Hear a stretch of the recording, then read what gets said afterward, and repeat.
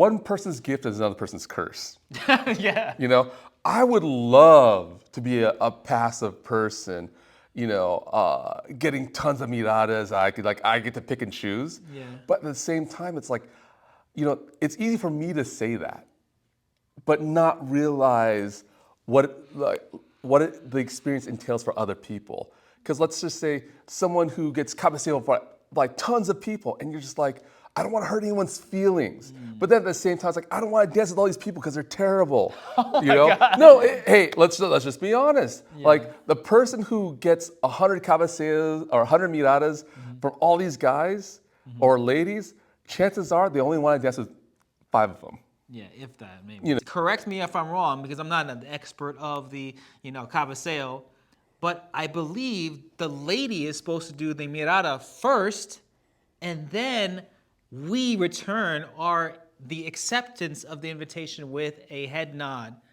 to that eye stare towards us. Isn't that how it works? I mean, that's what I've known up to this point as what the mirada is. The mirada is supposed to be the initiator, not the cabeceo. Like, I'm not supposed to go like here. You're supposed to invite with your eyes, and I'm supposed to then look back and then invite you with the head nod, cabeceo. Hello, everybody. Thank you to everybody who has supported this channel and all those who have also subscribed. We've reached a new milestone here on YouTube where we now offer membership perks. And yeah, with these membership options, we are going to unveil a bunch of bonus content, and that includes some members-only live podcasts. So we're going to open up some live streaming just for our members only, and we're going to have bonus content that are revolved around teaching, revolved around spicier content that we maybe didn't release to the general public. So yeah, it comes with a lot of interesting perks, and so if you want to help us with the channel and support us, you will also get a bunch of other things in return. So thank you so much for supporting us all the way up to this point, and yeah, check out our members only section. We are back, and on this episode of Left Foot, Right Foot, we're going to talk about a pretty controversial topic that kind of goes unnoticed, and it kind of has something to do with the cabeceo, but we're going to be talking about the mirada. And I think there's a lot of confusion because it's almost like we carry I'm speaking from a leader and a male's perspective as well, that we carry all the responsibility of in the invitation of the dance, when in fact I don't think it's supposed to be like that. There is such thing as the ladies' mirada, and actually, correct me if I'm wrong, because I'm not an expert of the cabeceo, but I believe the lady is supposed to do the mirada first, and then we return the acceptance of the invitation with a head nod to that eye stare towards us. Isn't that how it works? I mean, that's what I've known up to this point as what the mirada is. The mirada is supposed to be the initiator, not the cabeceo. Like, I'm not supposed to go like here. You're supposed to invite with your eyes, and I'm supposed to then look back and then invite you with the head nod, cabeceo. That's what I've always known, at least for me. I've always been taught that both people do the mirada, both the men and the women do the mirada, and when their eyes meet, then the men would gesture the cabeceo as an invitation. Right. So, but I think to your point. But both parties have to actively be looking. It's not just like our job to be just looking at Yeah, and I think a lot of it comes from a misunderstanding that, when a lot of people think about traditional culture, they think about this whole damsel in distress kind of a thing, and it's almost like, because we always. I don't want to say always, but I feel like a lot of classes have relegated the lady's role to this, just follow, just do this, and be very passive, when that's not the case. That I think then it's very natural for ladies to take this passive role where it's just kind of like, I'm just going to exist, and the men need to initiate. They need to drive up in the car. They need to pick me up. They need to plan the date. They need to take me to the restaurant, pay the bill, do all that. Roll out the red carpet. So I mean, it's I think it kind of plays into that. That makes a lot of When sense. that's not really the case. It's never. I don't think I think there are some people who can get away with that, but I don't think it's the norm. And I think the norm, especially now in modern America, is that we both search for each other. Yes. And if our eyes magically eyes lock. if our eyes magically meet and it's Then that I moment, initiate the conversation. yes, and that's what I think. But I think because the classes start with this whole ladies be passive, be feminine. Like feminine doesn't mean passive. Feminine means feminine. Passive means passive. But I think we have this idea of what traditional 1940s culture is, and I don't think we have an accurate read on that. And that idea of June Cleaver, people have this idea of who June Cleaver is, Yeah. and then it's like, oh, we gotta be like June Cleaver and be passive. Like, I don't think June Cleaver was really that passive, and I think that's a problem. I was talking to a friend we both know, and I'm not going to put them out there like that, but he was very adamant of like, I'm not going to invite someone that doesn't look interested in dancing with me. They have to show interest, and then I will be interested in them trying to dance with that person. Right? I'm not going to go around and just try to catch your interest. And it's kind of like what you were saying. It's almost like if you boil down the Cabeceo and the Mirada almost to like how our culture is today in relationships. It's almost like, it's like relationships are kind of like that way now. Like men are expected to go out there and just kind of carry the burden of the responsibility of everything, of inviting and doing the whole courtship. Yeah. When it's not the case, like the Mirada and the Cabeceo is actually, I think it's more to ensure the mutual consent. not even mutual, but I think it's to the follower, the lady's benefit. I think it was created for their benefit in the beginning because they can respectfully deny a guy without having to say no or like slap their hand away or like make it embarrassing or cause a scene. That's what I think, right? It's like a polite way of rejection. I agree with that, but I think it's to both people's benefits. It is to both people's benefit, yeah. sure. I'm just talking about the origin, where I think it came from. Some people would argue, and I've heard this many times, some people would argue that the origin came from men's fragile ego. Now, I could also see that. So I can see that. Because it's like, you gotta save the male's ego. Yeah, because you've heard that so many times where it's like, when a man gets rejected in public, when it was back in the day where it's like 7 men for every lady, the guy's night was shut down. Yeah. It's so in that sense, it seemed that. more like a mechanism to save men's face than it is for a lady's ability to reject. I see. That's a good point. But it's supply and demand, all that good stuff. Do you think we have it wrong in most milongas today? Do you think, and this is, this is probably catered towards mostly women. Mm-hmm. Do you think women should be more proactive when it comes to the mirada? I think everyone should be proactive when it comes to mirada. Because when I say mirada, I've always understood this incorrectly. Because I've been corrected by people because I always understood. Before when the Cabeceo was explained to me, it wasn't explained in 2 parts, as in the men's mirada and then the Cabeceo. It was like all one. It was all mashed up in one thing as the Cabeceo. So I thought it was the ladies' mirada and the men's Cabeceo. Well, the men's also had to look around too. And I get it. So that's what I mean. I started off with a misunderstanding of the mirada and the Cabeceo. I got corrected on the Cabeceo, the spelling of it, a million times. Because I kept putting Caba, going to Caba. But it's just Cabeza, Cabeceo, so interesting. But I don't think we're necessarily doing it wrong. I think it comes back down to, first, I think everyone should be proactive. Let's start with that. Everyone should be proactive. If you're gonna be passive, you're leaving your fate to the gods. And I don't think, in many parts, I'm very lucky and many parts I'm very unlucky. So I don't want to leave it to fate if I have the ability to control my own fate. I see. But what if you earn your passivity? What if some people like, because like they're getting like 1 million like eyeballs at them, they've learned to just kind of like look at the floor. Yeah, and you know some people because of the like as a defense mechanism. Yeah, and to them they are. Yeah. One person's gift is another person's curse. Yeah. You know, I would love to be a passive person.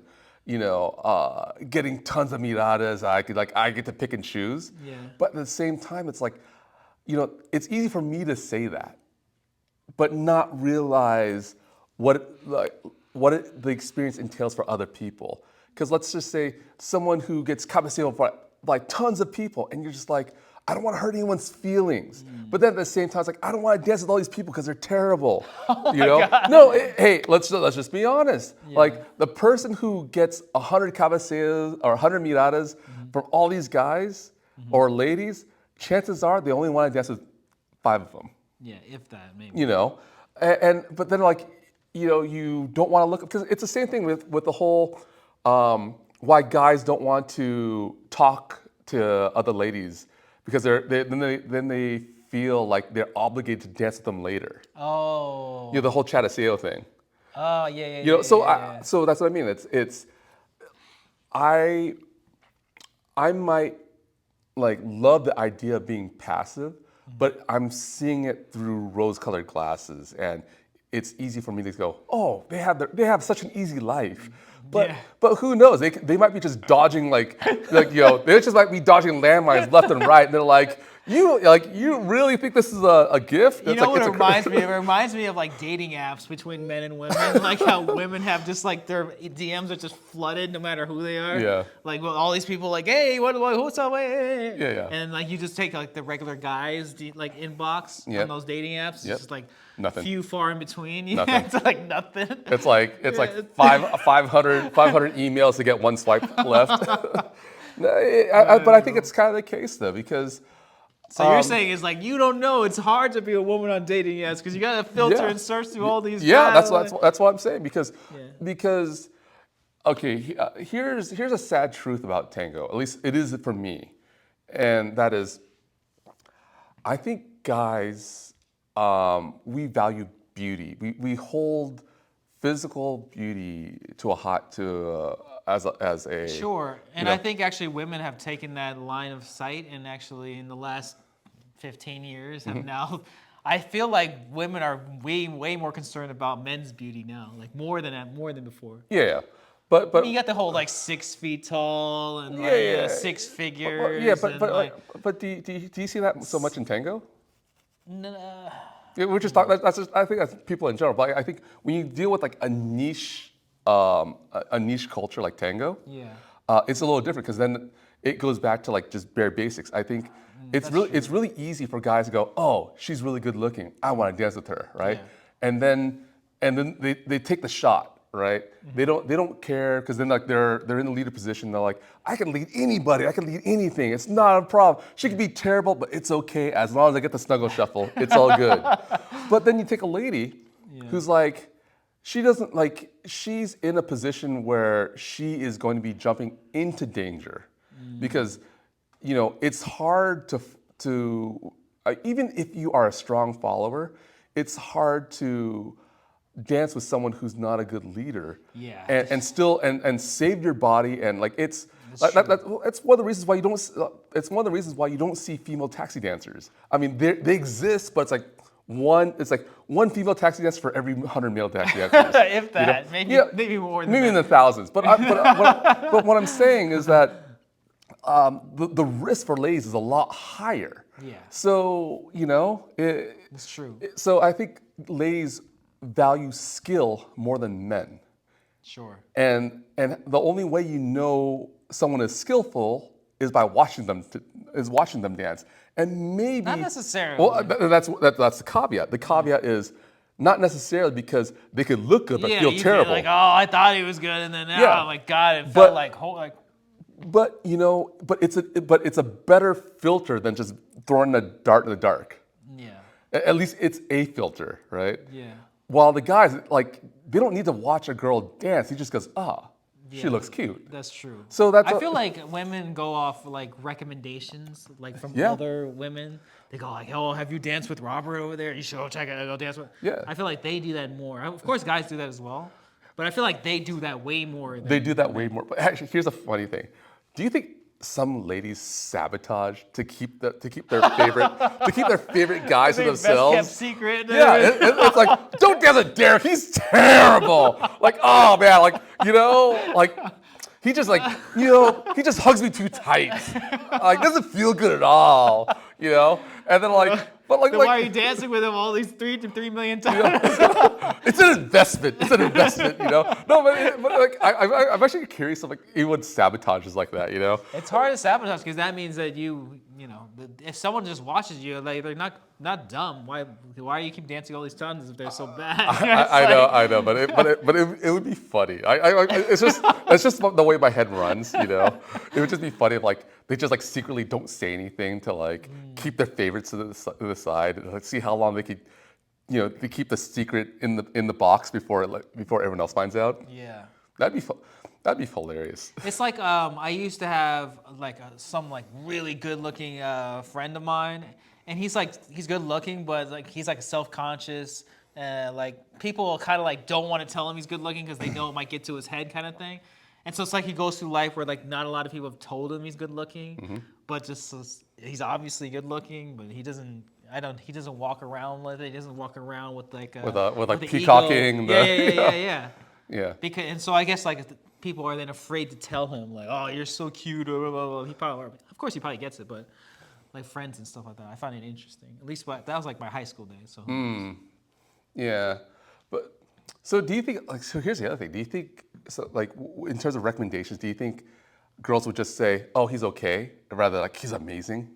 No, I think girls are really truthful. Okay. They usually go, yeah, he's super awesome. You gotta try it, blah, blah, blah. I think because they get a positive feeling of like, yeah, like I recommended that person and it was great, wasn't it? Yeah. It's almost like, it's kind of like when like women love recommending like restaurants. Like, oh, you gotta try this out, blah, blah, blah. Like how many guys, I rarely hear guys like rave about, oh, you gotta try this restaurant. I mean, it happens. I do. It happens, but that's rare. It's compared to how many women I do. Like, women always talk about, have you went to this place? You got to get this place, this great dish over here, blah, blah, blah. Okay. So in terms of restaurants, and sorry everyone, this is a little sidebar. In terms of restaurant, like this is what I see. Of course, this is anecdotal. Yeah. I think ladies recommend really hip and chic places, right? What? No, like not cheap, cheek. Oh, I thought you said cheap. No, chic places, like Okay. high end, Yeah, like those yeah. bougie places, right? Yeah. And it's like ambiance, food, everything. It's like the whole experience, right? Yeah. I think guys, when they recommend the hole in the The wall. wall is awesome. You just get in there and it's quick. Like it's quick, easy, it's good. It's good food, value for the dollar. I mean, because am I gonna like unless you say, hey Rob, I'm gonna take a girl on a date. Yeah. I'd be like, oh yeah, take her here, right? Yeah. But if you're like, hey, I want some good Thai food. Oh yeah, go over there. It's like it's $8 for pad Thai. It's really fast. No one really knows it. And like come support that no business. Line, waiting. But really good. Yeah. But yeah. And the women's request is like, there's a 2-hour wait. You had to book like 5 months ago. No, but it's don't get me wrong. It's a great experience. But like I think the experience that like ladies sell to each other versus the experience that men sell to each other are very, very different. It's kind of like I think when ladies sell other dancers to each other, it's like, oh, he's a great dancer, he's a great lead. Yeah. It's smooth, it's like whatever, great walk, great embrace, yada yada yada. Yeah. When guys sell to each other, it's like, oh yeah, go check her out. go check her out, try it. Yeah, or it's like, oh, she's got good potential. Like that's what I hear a lot. It's like, oh, she has a lot of potential.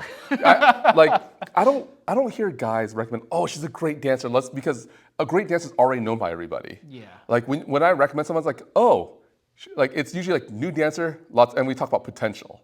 So we're like, I think when ladies recommend, it's like already established. Interesting. Okay, hey, correct me if I'm wrong. I might be a total jackass. No. You know? I mean, it says a lot because men and women, that's kind of like what we look for. Yeah. We look for somebody that's like, that hasn't been corrupted. And, it's like, it's like. He hasn't got, not jaded and my other experiences. They're not on the competition track and yelling at each other, telling me like, you don't know how to lead, damn it.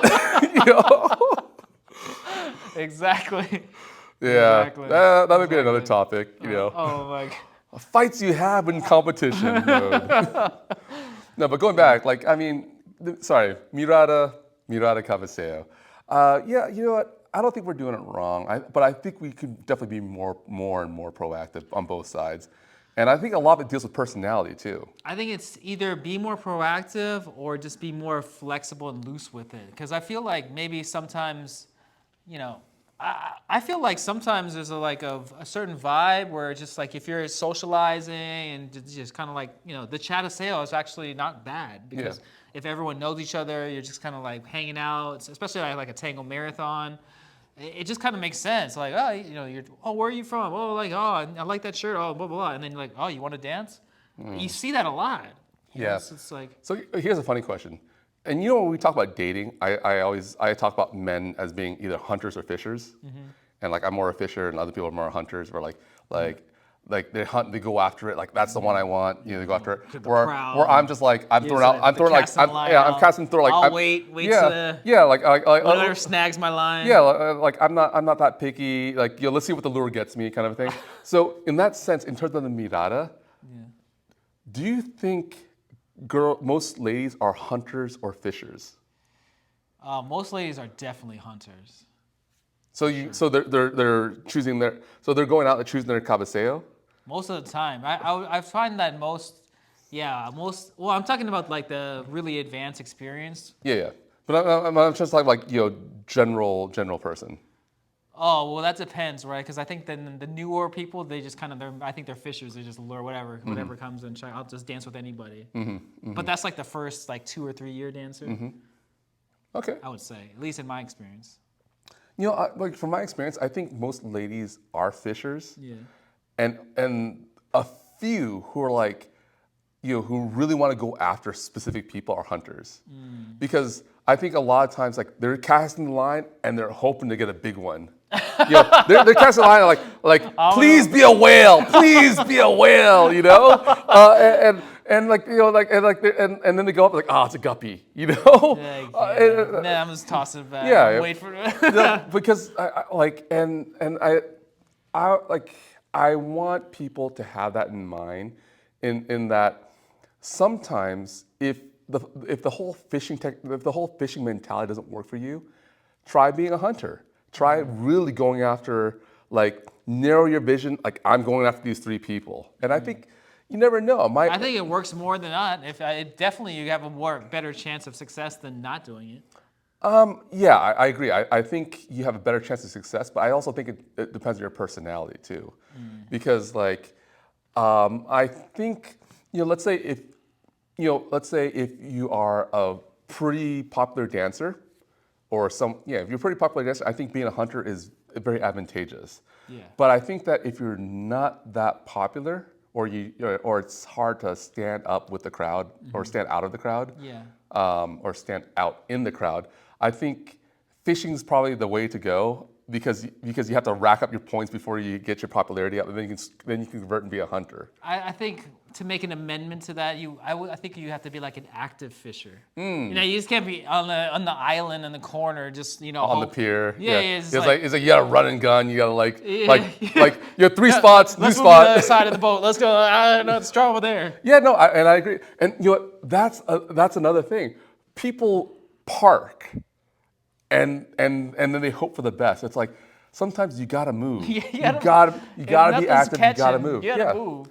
And sometimes it helps to if someone you like is dancing on the floor, position yourself to catch their eye as they get off the floor.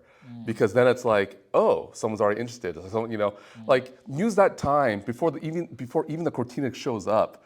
That it's like you got one line up, because then they're gonna go, oh, someone's interested. Yeah. And then they say, oh, let's see what song is playing. Yeah. And then I'll think. I think That's that wise. They're gonna take no matter what comes up. Those kind of people. They cheat the game and Cabeceo the cortina. Yeah, just saying, like. They don't even wait to hear what it is. They're just like, let's dance whatever. Yeah, but I'm just saying, hey, the Cobra Kai thing works.